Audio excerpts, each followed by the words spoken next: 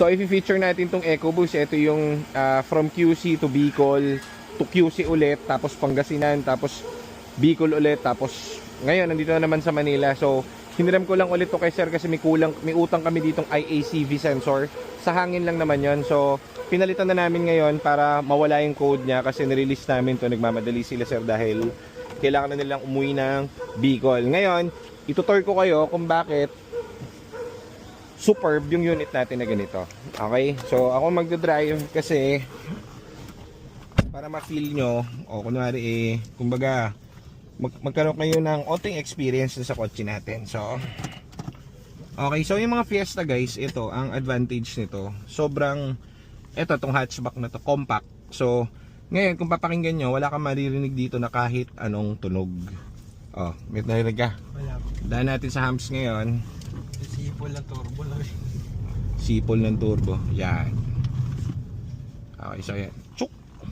Walang tunog. So, humps yun. Lahat ng unit natin dito or product natin ay talagang lahat all out, in all out. From dating sa transmission, sa engine, sa transmission tuloy, sa mga support niyan, pati dito sa ating suspension, sa shocks, lahat yan. Aircon. Yung aircon, ano masabi mo sa aircon? Sobrang lamig. High school. Ito talagang sobrang ice cold, no? Talagang, so pagdating sa aircon guys, pati ito, tinitirada na rin natin. So, kumpleto na rin kami rito na ito, ibabalik mo sa talagang malamig talaga. So, teka lang, hihinga na naman ako ng 50 nito. Ayun na si boy. Boss, gana boss? O ngayon, dahil nakapagbigay na ako ng 50, pumarking kasi ito si Aldo ng 3 oras eh. So ngayon, pupunta na tayo sa dapat puntahan. Laundry. Sa Promised Land. So, ayan, kita nyo? Walang, ayan, kahit ganun-ganun mo. Wala ka maririnig dyan, boy. So, yan. So, bababa muna natin yung laundry, sandali lang. Tapos mo na ang review. Baka may laundry, boy. Ayun, pakita kay Ate M sa patagal pa ang kwentuhan namin. So dito makikita nyo yan, 50,000 kilometers, no? So sa atin guys, disregard yung mga ganyan. Yung iba, dinadaya yung mga ganito, diba? Kahit isang beses wala pa kaming yung nadaya na ganyan. Kasi hindi sa amin applicable pagdating dito. Bakit? Kasi yung iba kaya dinadaya ang kotse kasi ginagawa nilang sariwa yung kotse, kumbaga ginagawa nilang, kumbaga dinadaya yung looks para magmukha ulit bata at mukhang reliable. Dito kasi sa atin unnecessary yan.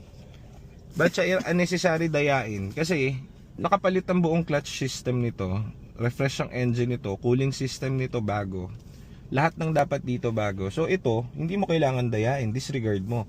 Kahit ang mileage na ni 200, hindi pa rin namin yan dadayain kasi nonsense yan dahil lahat dito bago eh, 'di ba? So yun yung logic niya. So dito naman sa aesthetic niya, kung makikita nyo, ganito lang ang Fiesta. Ano siya? Para siyang modern look, no? Modern feel na pag sumakay ka para kang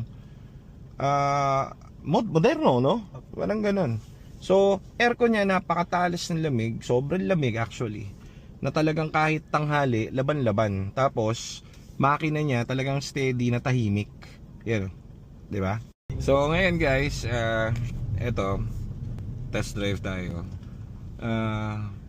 Wala lang, fini-feature ko lang tong EcoBoost natin kasi nga, ito yung pinambabiyahe. Lahat naman ng EcoBoost namin ganito, lahat ng kotse namin ganito ang feel. Pero para lang meron kayong idea kung ano yung makukuha nyo na unit, kung ba't maraming sumusubaybay at bumibili sa atin ng kotse. Kasi ang target market ko guys is budget. Ngayon may iba sa ating nag-i-inquire talagang budget 200. Wala kami pong ganun. Sa marketplace po meron ganun. Hindi namin kasi magagawa yung dapat sa kotse kung ang budget mo 200. Okay? So kahit na gustuin namin ng ganun, malaki yung possibility na parang mangyari do kung 200 lang po kasi yung budget. Sa marketplace makakatingin kayo, tingin lang kayo maigi dahil alam nyo naman mahirap kumuha ng kotse. Yung sa amin po kasi ina-upgrade namin yung kotse. Okay? Yan ang simplest way doon. So, ang value ng mga Ford Fiesta natin is around 280 ang base model. Etong mga turbo nasa 310, 320, mga ganyan. Okay? So, ngayon ito, kung makikita nyo, yung feel lang ng takbo, no, wala kang naririnig ka, Brad. Wala. So, mini-maintain namin na lahat ng kotse ganito. Hindi kami nagbibigay nung, kunwari, totornilyuhin mo yung gilid para humigpit. Hindi po kami naggaganon kasi ano niya, logic niya. Ang transmission, uulitin ko sa inyo, pag nagpagawa kayo ng transmission sa labas, sa ganitong model, which is talagang napupudpud po yan at pinapalitan, umaabot po ng 120,000. Okay? So sa 120,000 na yon na ginawa namin at pinalitan ng bago, original, Ford, hindi namin pwedeng tipirin yung mga pyesa na natitira dito. Kasi magmumukhang sayang po yung aming kinabit. Parang ganun siya. So ito, tingnan nyo yung drive ha. Papa-feel ko sa inyo. Ganda ng nito, ng drive talaga ng EcoBoost, talagang gumaganon yung turbo talaga eh. Ganda marinig ko yung sipol ng turbo. Sipol talaga ng turbo na yan. Ganda. Talagang mainam So ito, driving ako ng para ako nagde-drive ng bump car.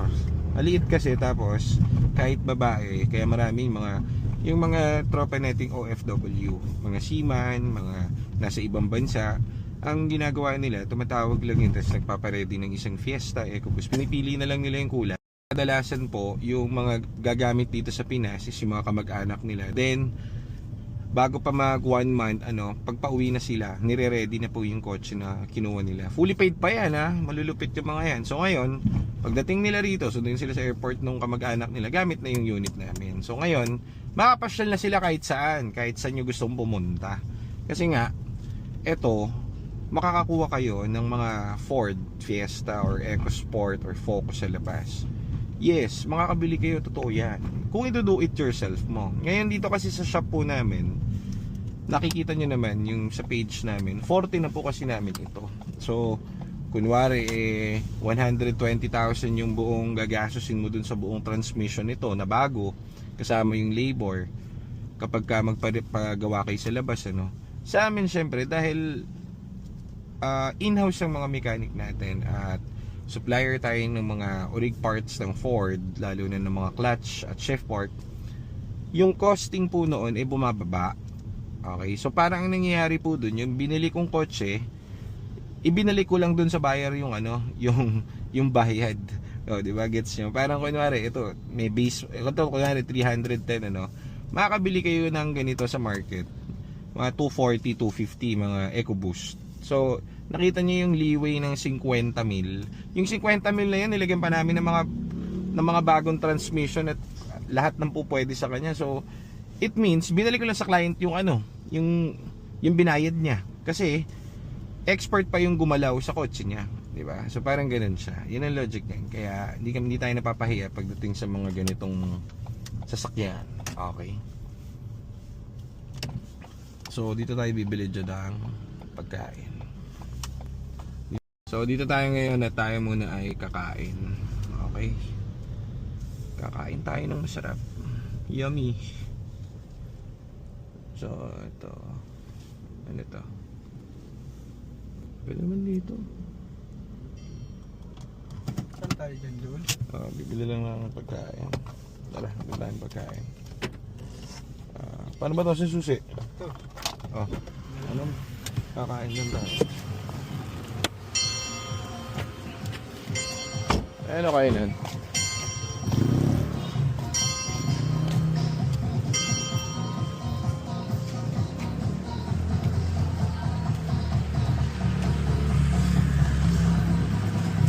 Bili muna tayo foods.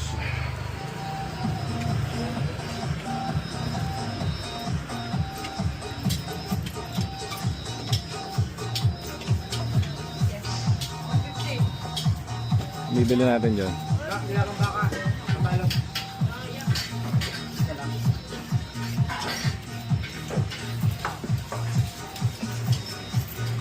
Masarap oh.